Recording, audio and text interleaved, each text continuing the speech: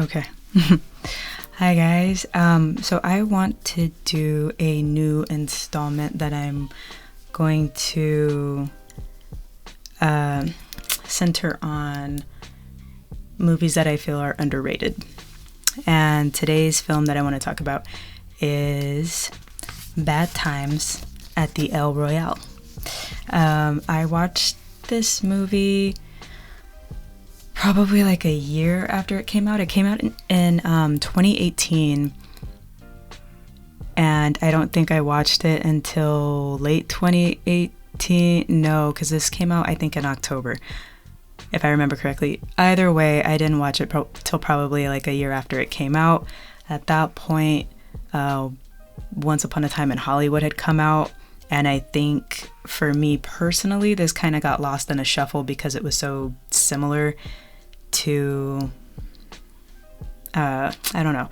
To me, when I first saw glimpses of this movie, it kind of reminded me of like a copycat of a Quentin Tarantino type movie. And then add on top of that, it had a similar theme of, like a 60s, 70s era and involving a cult. So, anywho, in 1969, four strangers check in at the El Royale Hotel. The hotel is deserted, staffed by a single desk clerk. Some of the new guests' reasons for being there are less than innocent, and some are not who they appear to be. So, it's a cool little mystery aspect to it. It kind of reminds me of, just in the sense of that's a movie that's been on my mind recently, is Weapons. It has the same kind of setup as Weapons in terms of showcasing individual stories and showing like flashbacks and how everyone got to where they're at right now, or showing another person's perspective of a single event that happened. And yeah, I love movies like that. I think it's really cool and creative when people make movies as such. So top cast is Jeff Bridges, Cynthia Erivo, Dakota Johnson, John Hamm, Chris Hemsworth. I'm not sure if it's Kaylee or Callie Spaney, Lewis Pullman, and Nick Offerman, and that's it. Well, that's the top cast that I'm going to recognize just because they're the most relevant. But yes, as you can see, phenomenal casting. All of these actors are amazing, and some of them also, I believe, are very underrated. But all of them have very similar like character acting styles, which I love. So yes, I rewatched this movie, remembered how much I loved it by the time I finished watching it, the first time years ago, because I remember I reluctantly went into watching that because I felt like it was a copycat of like a Quentin movie.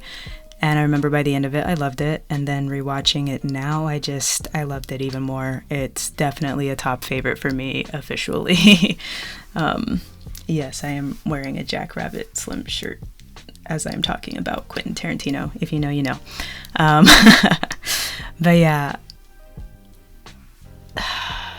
as an artist myself, I am a big sucker for art-based movies. This is an art-based movie. It is visually stunning. The cinematography is astounding. Great, just, oneer type shots, panning out into all these like beautiful landscapes.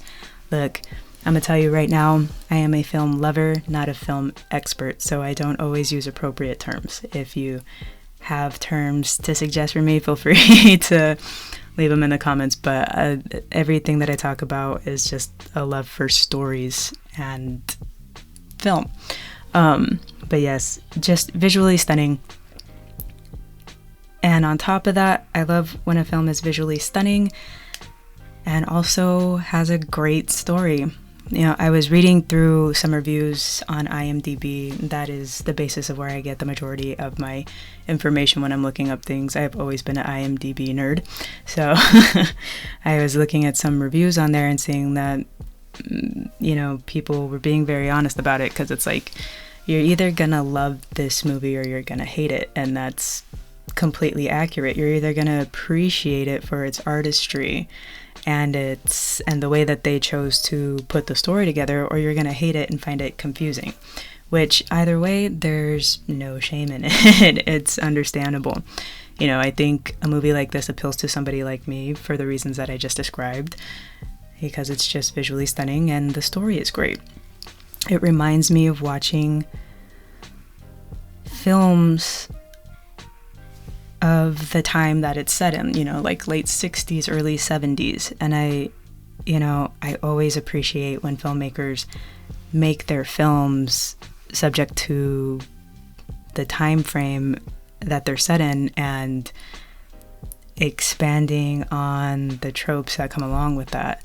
And, I wish that making movies visually the way that these creators do with these, types of movies, I wish that would expand into overall filmmaking instead of just focusing on green screen and all these things that aren't physically there. Like, I love physical props and physical effects.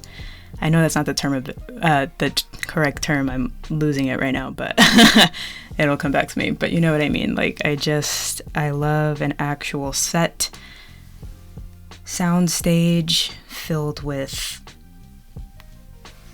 things you can actually get your hands on, It's very similar to like how I was just talking about the Martin Scorsese documentary, and seeing how he made films. He made all of his films very similar to what I'm describing. It's actual sets, it's things you can get your hands on, and you can feel it. You feel like you're in the movie with these characters when things are shot like that, and I love that so much. But yes, cut into a little backdrop of the story. I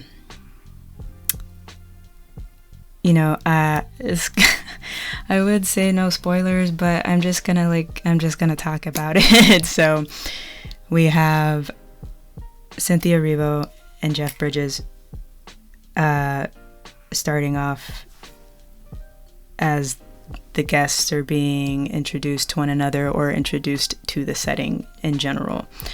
I loved the characters. I love that there's this mystery behind each character, because you don't know what their story is, but you can tell there are significant reasons as to why they are at this specific deserted hotel. And it's cool to just like watch it all unfold. I used to screenwrite. I want to get back into that, but I have this book for screenwriting, and I remember it describing how to strategically introduce characters, setting, plot, and things like that. And ever since I read that book, I'm always looking out for things like that in a movie. Like, okay, like how is this writer or director going to introduce certain things without blatantly saying it out loud? Because you have to be creative about it, or else it's just cheesy. And this whole movie does that so brilliantly and creatively. I just enjoy it. This big backdrop of the movie. Well, hold on. I'll get back into that.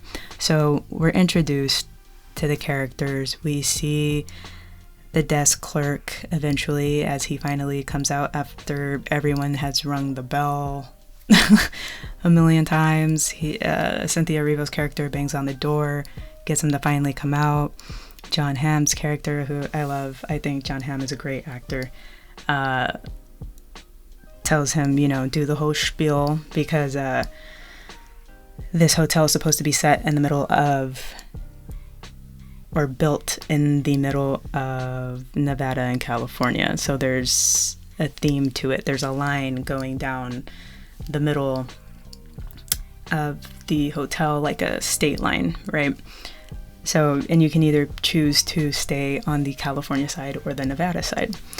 And so John Hamm tells the desk clerk to, you know, do the whole spiel of talking about what the theme is of the hotel, and he does so.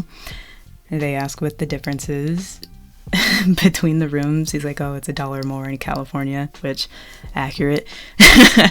But yeah, I love how we I love how we start to get into automatically the intentions of each character. So we go with John Hamm into his room and we see him looking for wiretaps, bugs, you know. And we're like, okay, so you're not really a vacuum salesman. And there's a segment, or there's this scene where he's on the phone with what we're assuming is his daughter, so that he can say prayers with her at the end of the night before she goes to bed. And it's very cute and charming. I like this scene. It's very well written, well done, well acted. And, you know, John Hamm reports to who he is employed by. I don't remember at the moment. And says and tells them that, you know, it's not just our wiretaps that are in this room that I'm removing. He's like, I found a whole bunch of other ones. He's like, so what's going on at this hotel?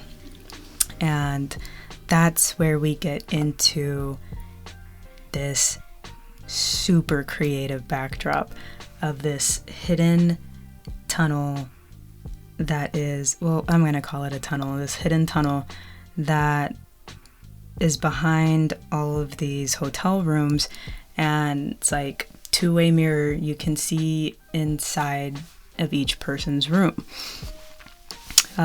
which I'll just say now, the whole point of that is because the desk clerk has been hired to record usually like powerful people doing shady stuff in these hotel rooms, so he records it and sends it to whoever. But yes, the tunnel is a big part of the movie, and John Hamm discovering it, walking through, looking at each person's room, and each person is just, you know, coming into the room and doing whatever it is that they came there to do, and you're just seeing them in motion while he's watching them. And then it gets to this part where he's walking past Cynthia Erivo's room and he sees that there's this knob. He turns this knob and you can hear her singing as she's practicing singing because she has a gig the next day.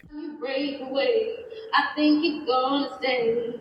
Lonely nights that come, memories that flow, bringing you back again, hurting me more and more. Baby, it's my mistake to show this love I feel inside. So he leaves that on and you can hear her just singing a cappella, echoing throughout the tunnel as he's walking through and looking at, you know, the rest of the setup within this tunnel.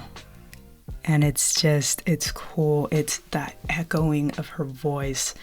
It's like you don't even need a soundtrack or background music in a lot of these scenes because she is singing quite often in this movie and you don't really need all that. Or there's, you know, flashback scenes of her singing or in a studio with a group and stuff, or there's a jukebox scene with her and Jeff Bridges, and that's the music, that's the background music, and it's just very like creative and clever, and I love it. So cut to John Hamm reports all this in. He decides to play hero and go into one of these rooms where he sees someone and he assumes that this person has been kidnapped because Dakota Johnson is tying them up. but we come to find that that's not really what the case is. Like, it is, but it's not malicious. It's out of love. And he breaks into this room, ends up getting himself killed by Dakota Johnson. And Dakota, having shot John Hamm, breaks open the window or the mirror and sees that there's something on the other side. She can hear the desk clerk coughing because he's standing back there, because he was showing, which we later see, he was showing Jeff Bridges the tunnel, because Jeff Bridges is dressed as a priest, and the desk clerk has a lot of sins and guilt, and he is showing and he's showing Jeff Bridges this setup because he's feeling guilty and he's trying to confess, right?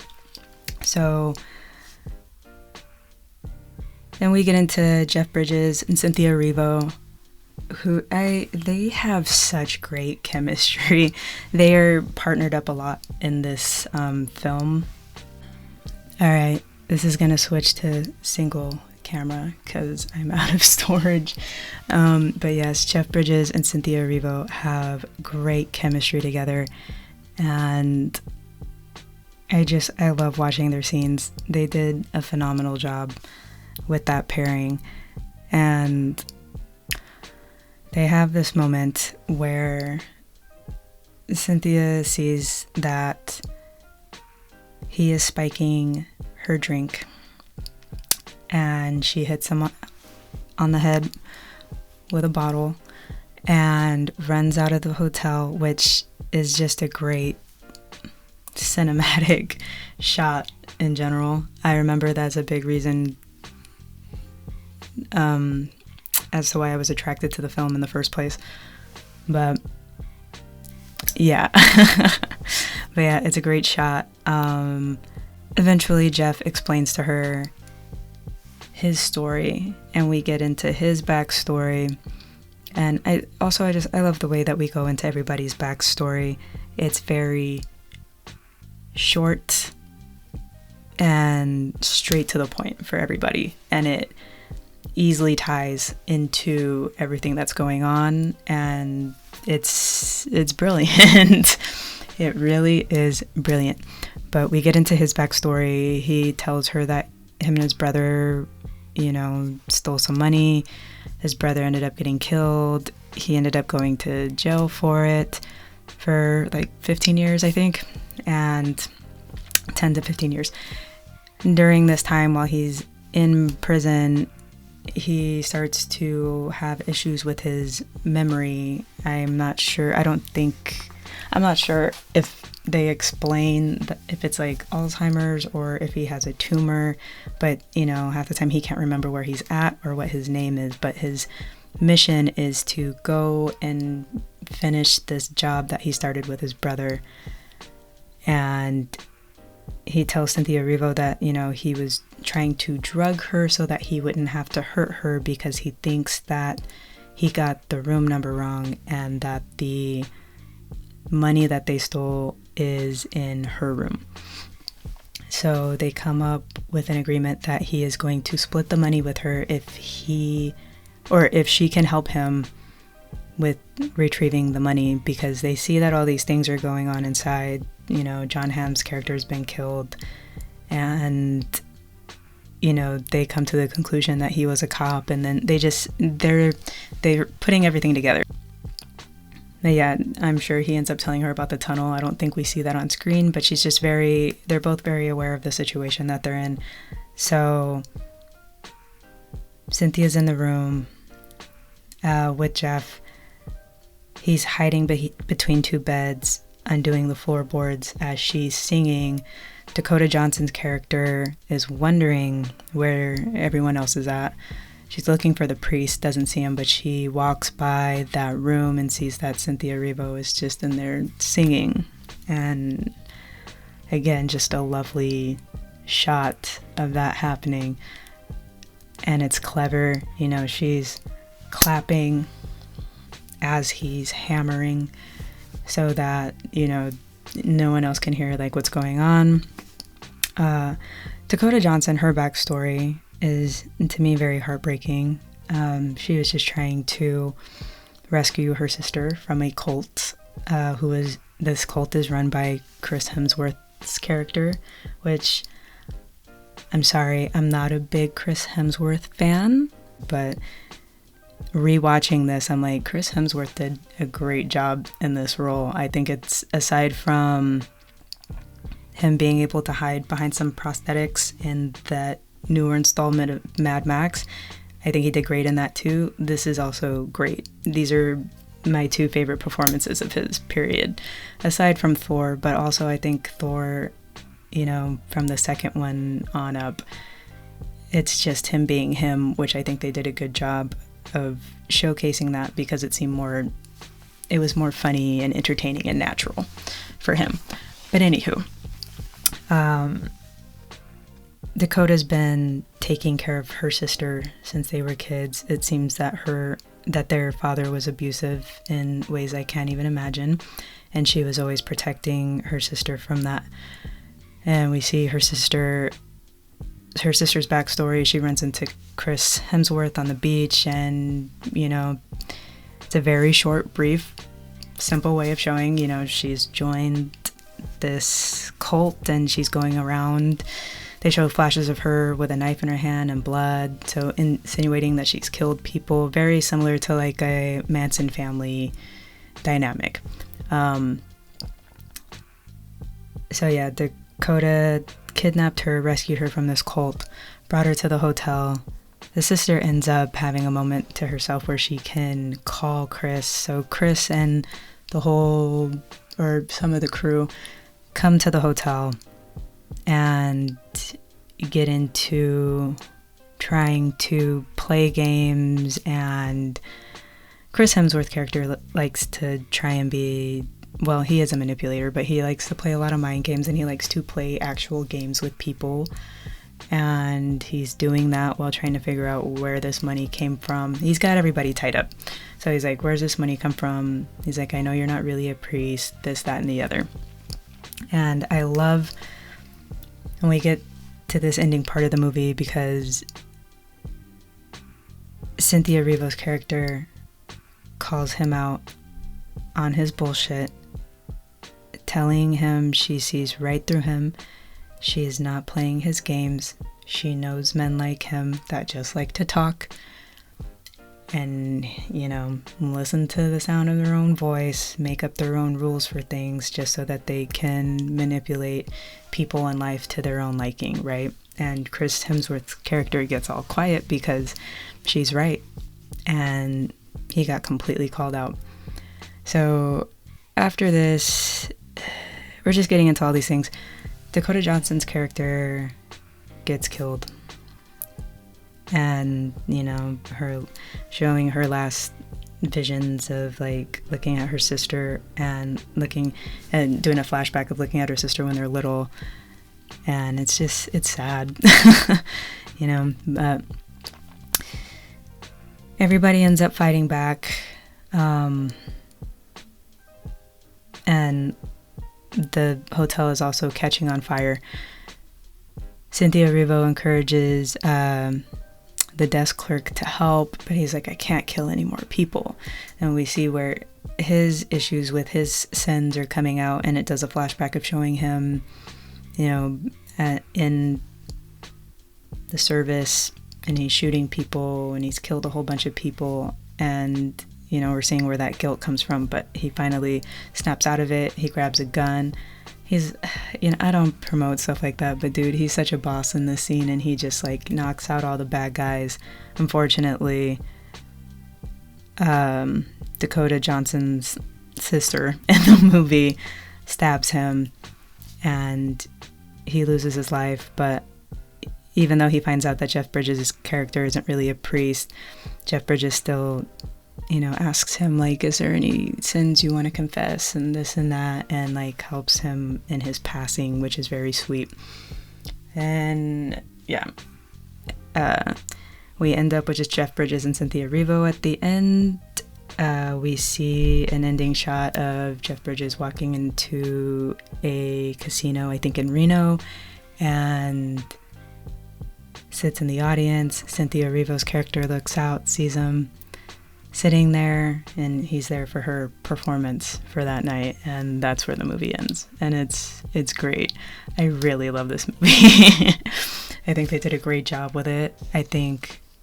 Even though it does have like, I think 7 point something out of 10 on IMDb, I don't think that was an instantaneous rating. I do feel like this movie is very underrated. But just some trivia. The El Royale was built from scratch on a soundstage, with much of the furniture and decor being custom made. The color scheme was meticulously set out so that the California side was mostly yellows and oranges, while the Nevada side was purples and blues. Red was reserved for the borderline, jukebox, and chandelier, while green is almost entirely absent until the end, which I didn't notice that. That's cool. The El Royale is based on the famous Cal Neva Resort and Casino that was once owned by Frank Sinatra. I did not know that either. All the cast and writer-director Drew Goddard took a pay cut in order to get the film made. I love that. I love that they felt and knew that it was just worth it to do that, because this movie is amazing. This movie was shot on actual film, which you can definitely tell. Without traditional set lighting, the hotel was designed to allow enough light to shoot by. Chris Hemsworth had to lose 25 to 30 pounds of muscle weight immediately after Avengers of Infinity War in 2018, so that he wasn't, looking like Thor as a cult leader. That would have been a little off-putting. Like, yeah, he's still cut, but he's more lean in this movie.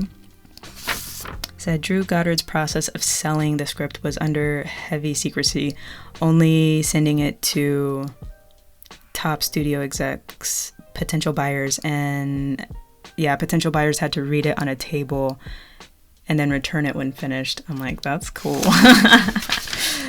I like the secrecy.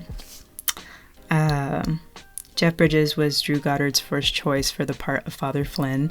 Bridges readily agreed to take on the role after reading the script. Tom Holland was offered the role of Miles Miller, but turned it down. I believe that's the desk clerk. That would make the most sense.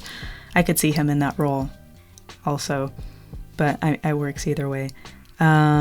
Russell Crowe was originally cast in a role. He eventually dropped out and was replaced by John Hamm.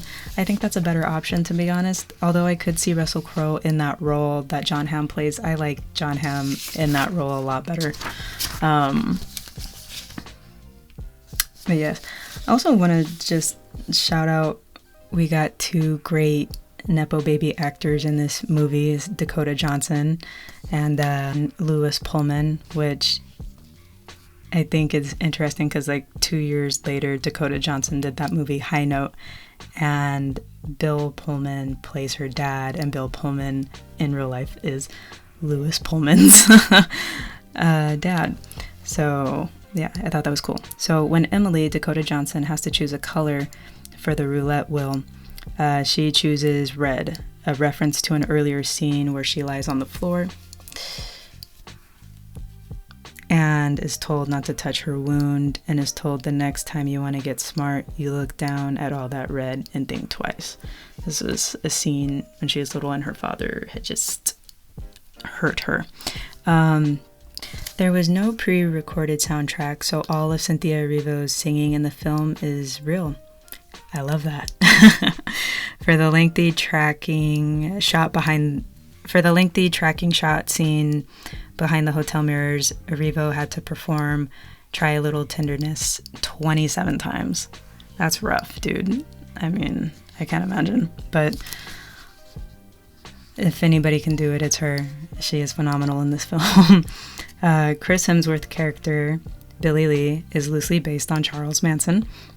The horrifying murders that Rosie is hinted to have committed reference to the Tate murders carried out by the Manson family. Another unsettling connection between Billy Lee and the Manson family Tate murders is the song used to officially introduce him in the story. 12:30 young girls are coming to the canyon by the Mamas and the Papas. Apparently, when the bodies of Sharon Tate and her friends were found in the Cielo Drive house, the song was heard playing in another room. That's twisted. I have so much info on all of that from listening to podcasts, and I've come down to a lot of conclusions. Maybe at some point I'll talk about that on here. I think it's a very interesting event to look into on so many levels.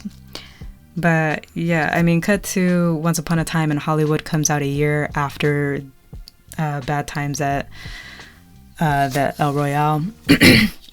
And we all know what that's about. It's about that specific time period also, and, you know, the murder of Sharon Tate and the Manson family and all these things. So I think sometimes this movie gets lost in the shuffle, but it is great. It is brilliant. It is worth watching.